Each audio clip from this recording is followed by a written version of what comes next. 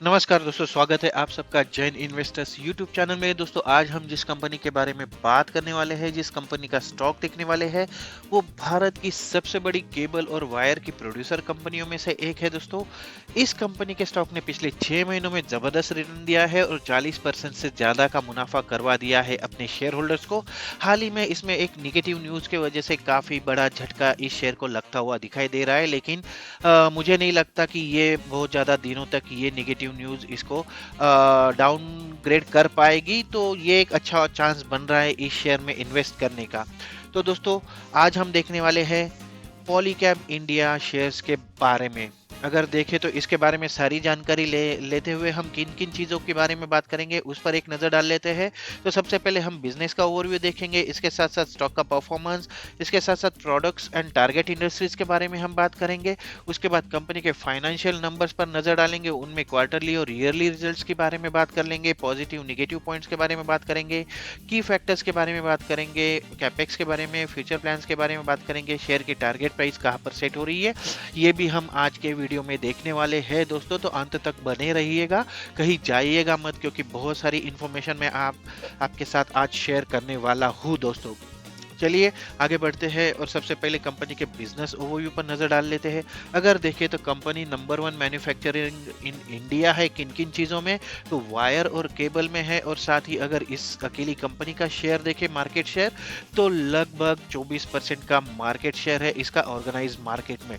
इसके साथ साथ अगर देखें तो कंपनी का जो नेटवर्क है वो 4600 डीलर्स और डिस्ट्रीब्यूटर्स के साथ साथ 2,05,000 से ज़्यादा रिटेल आउटलेट्स के पास इसकी पहुंच है और पैन इंडिया नेटवर्क इसका अवेलेबल है। दोस्तों, इसके बाद अगर देखें तो एफएमईजी ब्रांड में सबसे फास्ट ग्रोइंग कंपनी होने का इसको बहुमान प्राप्त है और पिछले 5 साल का सीएजीआर जो रहा है वो लगभग 30% का रहा है सिर्फ और सिर्फ एफएमईजी ब्रांड में। इसके बाद मैन्युफैक्चरिंग फुटप्रिंट की बात करें तो 25 फैसिलिटीज 5 लोकेशन पर है और स्ट्रॉन्ग बैकवर्ड इंटीग्रेशन इसका प्लस पॉइंट है। दोस्तों, इसके साथ साथ मैनेजमेंट जो है वो काफ़ी प्रोफेशनल और स्ट्रॉन्ग है और उनका एक्सपीरियंस काफ़ी अच्छा है ब्लेंड ऑफ एंटरप्रेन्योर में। इसके साथ साथ प्रूवन ट्रैक रिकॉर्ड भी है। पिछले 5 साल का सीएजीआर जो रहा है वो रेवेन्यू का 17%, ईबीटा का 20% और पैट का, प्रॉफिट आफ्टर टैक्स का 31% का रहा है। दोस्तों, ये सारी चीज़ें हम जरूर डिटेल में देखने वाले हैं। तो चलिए आगे बढ़ते हैं। पॉलीकैब जो है पॉलीकैब इंडिया लिमिटेड जो है वो भारत में केबल और वायर और संबंधित उत्पादों जैसे यूपीवीसी कंड्यूट्स और लग्स एंड ग्लैंड्स का अग्रणी निर्माता है। दोस्तों, अगर इसके टारगेट इंडस्ट्रीज की बात कर ले तो काफ़ी सारी टारगेट इंडस्ट्रीज है, जैसे कि आप देख पा रहे हो power sector, oil and gas sector, construction sector में ये अपने power cables, renewables, infrastructure, IT park में कंपनी अपने केबल्स प्रोवाइड करती है। Non metal, cement, agricultural industries को भी ये टारगेट करती है और इसके साथ साथ रेलवे, टेलीकॉम और रियल इस्टेट इंडस्ट्रीज में भी कंपनी की पहुंच है। दोस्तों, चलिए आगे बढ़ते हैं। आगे बढ़ के देखते हैं कंपनी के प्रोडक्ट्स की कैटेगरीज। अगर यहाँ पर देखें तो केबल्स और वायर्स कंपनी के सबसे बड़े दो प्रोडक्ट कैटेगरीज है। इसके साथ साथ यूपीवीसी कंड्यूट्स और फिटिंग्स है, फैंस है, लाइटिंग्स है। इसके साथ साथ switches, solar panels, appliances, pumps और स्विच गियर, ये जो है ये सारी की सारी कंपनी के प्रोडक्ट कैटेगरीज है। दोस्तों, इसके बाद अगर नज़र डालें तो प्रोडक्ट पोर्टफोलियो की अगर बात करें तो प्रोडक्ट पोर्टफोलियो में काफ़ी सारी चीज़ें आती है। कंपनी के पास व्यवहारिक रूप से हर एप्लीकेशन के लिए कई प्रकार के केबल और वायर अवेलेबल है। इसके साथ साथ हाल ही में कंपनी ने पॉलीकैब कंपनी ने पंखे, स्विच गियर, एलईडी लाइट्स और ल्यूमिनरीज, सोलर इन्वर्टर और पंप जैसे कंज्यूमर इलेक्ट्रिकल प्रोडक्ट्स की एक वाइड रेंज भी लॉन्च की है। तो यहाँ पर आप देख पा रहे हो दोस्तों, काफ़ी सारी वाइड रेंज कंपनी ने हाल ही में लॉन्च की है।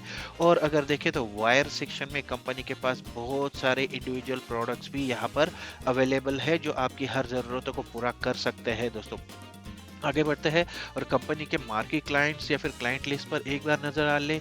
अगर क्लाइंट में देखो तो देखिए ओएनजीसी, ऑयल एंड गैस, इसके साथ साथ ऑयल एंड गैस में इसमें रिलायंस है, एचपीसीएल है, बीपीसीएल है, इंडियन ऑयल है और ओएनजीसी है। तो काफ़ी सारे अच्छे clients oil and gas sector से आते हैं। कंपनी के मेटल्स में भी जेएसडब्ल्यू, वेदांता, उसके साथ साथ सेल, एक्सपोर्ट में साइपेम और डांगोटे ग्रुप, उसके साथ साथ इंफ्रास्ट्रक्चर में एलएनटी, सीमेंस, हनीवेल, अफकॉन्स और इंडियन रेलवेज भी कंपनी के क्लाइंट लिस्ट में शामिल है। पेंट्स एंड केमिकल्स में एशियन पेंट्स और कंसाई नीरोलैक जैसे बड़ी बड़ी हस्तियां, बड़ी बड़ी कंपनीज इसमें शामिल है। ऑटो में बॉश और टाटा मोटर्स इसके क्लाइंट लिस्ट में शामिल है। टेलीकॉम में जियो, वोडाफोन आइडिया, वीआई, ये सारी इसके क्लाइंट लिस्ट में शामिल है। एसीसी और अंबुजा सीमेंट्स जो है वो सीमेंट सेक्टर से आते हैं। टाटा पावर भी है इसके पावर सेक्टर में। और गवर्नमेंट अगर देखें तो इसरो हुआ, एनपीसीआईएल और एमएमआरसी कंपनी की क्लाइंट लिस्ट में शामिल है। तो बहुत सारे रिनोन, बहुत सारे बड़े बड़े क्लाइंट, अच्छे क्लाइंट कंपनी के क्लाइंट लिस्ट में शामिल है, जो कि काफ़ी अच्छा यहाँ पर कंपनी को हेल्प करते हैं दोस्तों। अगर इसके मैन्युफैक्चरिंग कैपेसिटी की बात कर ले तो पॉलीकैब की लगभग 5 से 6 स्थानों पर 25 विनिर्माण या फिर संयंत्र या फिर प्लांट्स है दोस्तों। अगर देखें तो हलोल में है और नासिक में भी है, जिसमें केबल सीसीवी लाइन है और फैन मैन्युफैक्चरिंग यूनिट्स यहाँ पर अवेलेबल है। अगर देखें तो इनमें से 4 सुविधाएं जो है वो एफएमईजी सेक्टर्स का निर्माण करती है। एफएमजीजी मतलब फास्ट मूविंग इलेक्ट्रिकल गुड्स, जिसमें आपके पंखे वगैरह के आते हैं। और इसके साथ साथ व्यापक बैकवर्ड इंटीग्रेशन जो है वो कंपनी के लिए एक प्रमुख प्राथमिकता बन चुकी है। और अगर देखें तो रुड़की में कंपनी का एक प्लांट अवेलेबल है, नासिक में कुछ प्लांट्स अवेलेबल है और हलोल और दमन में कंपनी के प्लांट्स अवेलेबल है दोस्तों। आइए आगे बढ़ते हैं, कंपनी के डिस्ट्रीब्यूशन नेटवर्क के बारे में बात कर ले। जैसा कि मैंने पहले भी हाईलाइट किया, 4600 से ज्यादा ऑथोराइज डीलर्स और डिस्ट्रीब्यूटर्स है। 3600 से ज़्यादा ऑथोराइज डीलर्स और डिस्ट्रीब्यूटर सिर्फ और सिर्फ एफएमईजी के लिए है। 2,05,000 रिटेल आउटलेट्स है। उसके साथ साथ अगर देखें तो 4 regional offices, 11 offices across India और इसके कॉरपोरेट ऑफिसेस सारी इंडिया में फैले हुए हैं दोस्तों। इसके साथ साथ अब नज़र डालेंगे कंपनी के फाइनेंशियल नंबर्स पर। लेकिन दोस्तों, अगर अभी तक दी हुई मेरी जानकारी आपको पसंद आई है तो इसे लाइक ज़रूर कीजिए। और अगर अभी तक आपने मेरा चैनल सब्सक्राइब नहीं किया है तो इसे सब्सक्राइब ज़रूर कर लीजिए, क्योंकि ऐसी ही नई नई जानकारी मैं आपके साथ शेयर करने वाला हूँ, जो आपकी हेल्प कर सकती है आगे की स्ट्रेटेजी डिसाइड करने में। तो चलिए आगे बढ़ते हैं और आगे बढ़ के देखते हैं कंपनी के फाइनेंशियल आंकड़े। अगर यहाँ पर देखें तो सबसे पहले कंपनी की करंट प्राइस जो क्लोजिंग है वो 2981, 3025 तक ये जा चुका था और 2044 इसका 52 वीक का लो है। मार्केट कैपिटलाइजेशन जो है वो 44,634 करोड़ रुपए का है, काफी बड़ी कंपनी है। Stock P 39.7, industry P 23.4। तो इस हिसाब से थोड़ा सा महंगे साइड में है ये स्टॉक, इस पर जरूर बात करेंगे आगे जाके। लेकिन आरओसी और आरओई के आंकड़े काफी अच्छे हैं, तो थोड़ा बहुत महंगा स्टॉक भी चलता है दोस्तों। आरओसी देखे तो 22.5 और आरओई 17.3% का है। बुक वैल्यू कंपनी के शेयर की है 390 रुपए की। कंपनी डिविडेंड भी प्रोवाइड करती है, 0.47% का डिविडेंड यील्ड है और फेस वैल्यू इसकी 10 रुपए की है। अगर ईपीएस देखें तो 75 रुपए का ईपीएस है, उससे ज्यादा ही है। प्रॉफिट ग्रोथ दिखाई है कंपनी ने 38.2% की और सेल्स ग्रोथ लगभग 27.8% की दिखाई है कंपनी ने। डेट टू इक्विटी काफी कम है, 0.02 डेट टू इक्विटी है, जो काफी अच्छा स्कोर माना जाता है। और डेटर डेज जो है वो लगभग 39 के करीब है। प्योर ट्रस्ट की स्कोर अगर देखें तो 5 का बन रहा है और जी फैक्टर स्कोर इसका बन रहा है 4 का। आइए आगे बढ़ते हैं, आगे बढ़ के कंपनी के क्वार्टरली रिजल्ट्स पर नजर डालेंगे। अगर देखें यहाँ पर तो हमने हाइलाइट्स जो है वो यहाँ पर शेयर कर रहे हैं हम लोग। Q2 FY 2023 में अगर देखें तो कंपनी का जो रेवेन्यू रहा है वो 33,324 मिलियन रुपीस का रहा है, जो ईयर ऑन ईयर बेसिस पे 11% से ज्यादा है और क्वार्टर ऑन क्वार्टर बेसिस पे 22% की बढ़ोतरी है। अगर H1 FY 23 की बात करें तो 25% की बढ़ोतरी इसमें देखी गई है और ये रहा है 60,679 मिलियन रुपीस का। आइए आगे बढ़ते हैं, EBITDA की बात करें तो Q2 में 4,268 मिलियन रुपीस का EBITDA देखा गया, जो ईयर ऑन ईयर बेसिस पे 46% बढ़ा है और क्वार्टर ऑन क्वार्टर बेसिस पे 38% बढ़ा है। इसके साथ साथ H1 की बात करें पूरे 6 महीनों की तो 73% की बढ़ोतरी के साथ ये अब हो चुका है 7,367 मिलियन। प्रॉफिट आफ्टर टैक्स की अगर बात करें तो Q2 में कंपनी को 2705 मिलियन रुपीस का प्रॉफिट हुआ था, जो पिछले साल के मुकाबले 37% ज्यादा है और क्वार्टर के मुकाबले 22% ज्यादा है। H1 की बात करें तो 4,930 मिलियन रुपीस का इसको प्रॉफिट आफ्टर टैक्स हुआ है, जो पिछले साल से लगभग 2 गुना हो चुका है, 82% बढ़ चुका है दोस्तों। अब ईयरली रिजल्ट्स पर अगर नजर डालें तो ये सारे आंकड़े मिलियन रुपीस में है, ये मैं हाईलाइट करना चाहूंगा दोस्तों। अगर देखें तो कंटिन्यूअस कंपनी का ग्रोथ जो है काफी शानदार यहाँ पर नजर आ रहा है। 17% का सीएजीआर दिया है कंपनी ने पिछले 5 सालों में। FY18 में 2018 में जहाँ कंपनी का टोटल सेल 67,831 मिलियन रुपीस था, वो अब 1,22,038 मिलियन रुपीस हो चुका है FY 2022 में। यहाँ पर जरूर 2 साल में इसका सेल्स नहीं बढ़ा था, कोरोना था, कोरोना की वजह से काफी सारी कंपनियां प्रभावित हुई थी और ये कंपनी भी उसमें शामिल थी दोस्तों। अगर ईबिटा की बात करें तो 20% के सीएजीआर से ईबिटा बढ़ा है पिछले 5 साल में। ईबिटा मार्जिन थोड़ा सा कम जरूर हुआ है, ये 10.3% का है, लेकिन 2018 के 7,418 मिलियन रुपीस के मुकाबले अब ये हो चुका है 12,626 मिलियन रुपीस, जो पिछले साल 11,117 मिलियन रुपीस था FY 2021 में। इसके साथ साथ अगर पैट की बात करें, प्रॉफिट आफ्टर टैक्स की, तो 2018 में 3,586 मिलियन रुपीस इसका प्रॉफिट था, जो अब हो चुका है 8,452 मिलियन रुपीस, जिसमें 29% की सीएजीआर से बढ़ोतरी देखी गई है और लगभग 2 गुना से भी ज़्यादा हो चुका है इसका profit after tax. ROC ROE की बात कर ले तो एक कंसिस्टेंट परफॉर्मेंस यहाँ पर देखा जा रहा है दोस्तों। लगातार 20% के ऊपर इसका आरओसी रहा है। आरओई भी अगर देखें तो लगभग 17% के ऊपर यहाँ पर कंटिन्यूसली हिट करता हुआ नजर आ रहा है।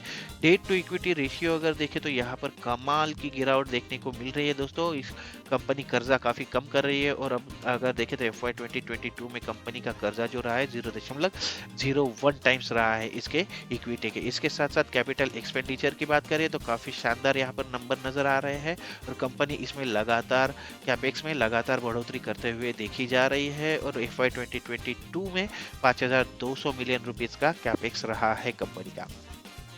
आगे बढ़ते हैं। आगे बढ़ के रेवेन्यू ब्रेकअप पर अगर नजर डाल ले तो सबसे पहले देखेंगे कि कंपनी के कौन से क्लाइंट कितना, क्योंकि हमने देखा कि काफ़ी बड़े बड़े क्लाइंट है कंपनी के, लेकिन देखते हैं कि कंपनी का डाइवर्सिफाइड रेवेन्यू आता है कि नहीं। टॉप कस्टमर जो है वो कंपनी के रेवेन्यू में सिर्फ 5% का कंट्रीब्यूशन करता है।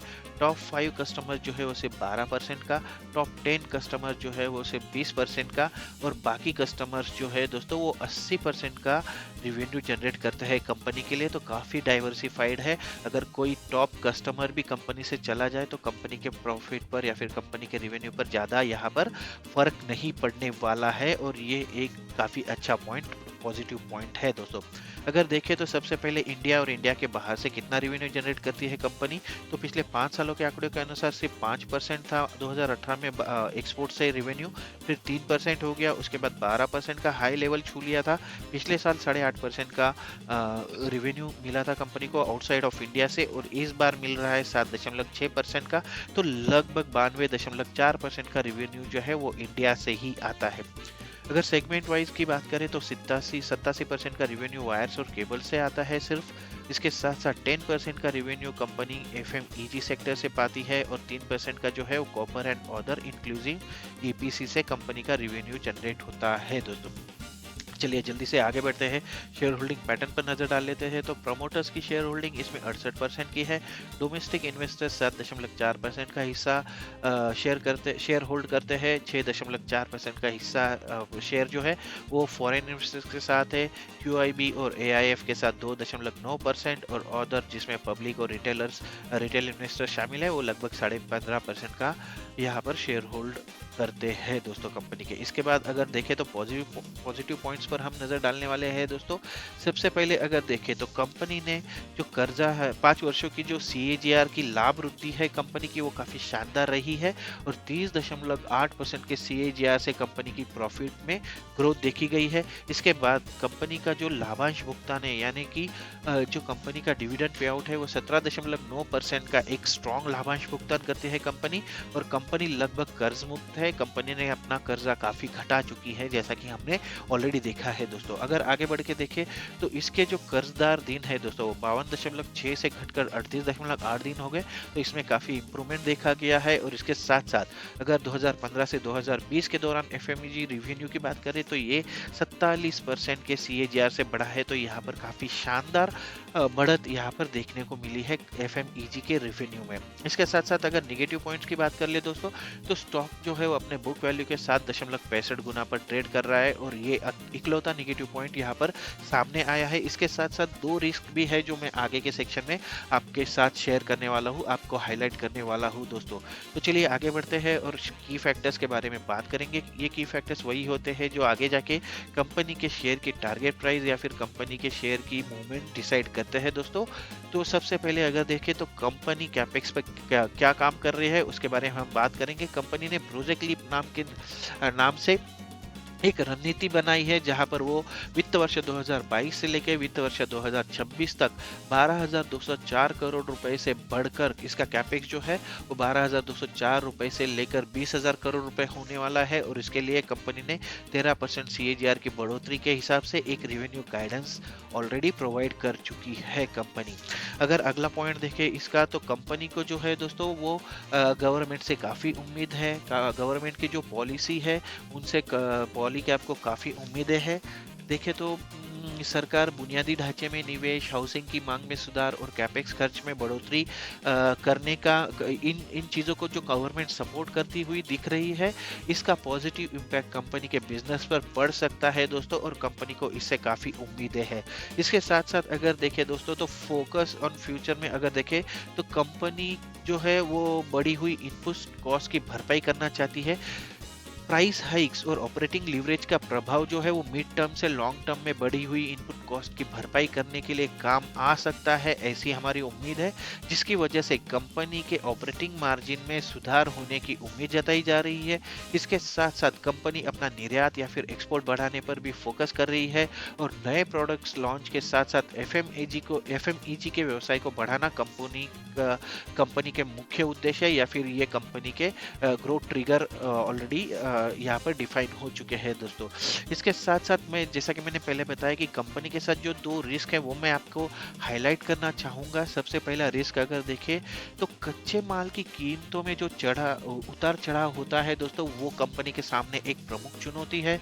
प्रमुख कच्चे माल प्रमुख रॉ मटेरियल जैसे तांबा और एल्यूमिनियम है, इनकी कीमतों में कोई भी तेज वृद्धि या कमी जब भी होती है तो कंपनी का मार्जिन इससे इम्पैक्ट होता है और उससे काफ़ी तेजी से प्रभावित हो सकता है। तो ये एक की रिस्क है कंपनी के बिजनेस में। और अगर अगला पॉइंट देखें तो करेंसी रिस्क है कंपनी के बिजनेस में, क्योंकि कंपनी अपने कच्चे माल की खरीद जो है वो उसके लिए अमेरिकी डॉलर का यूज करती है और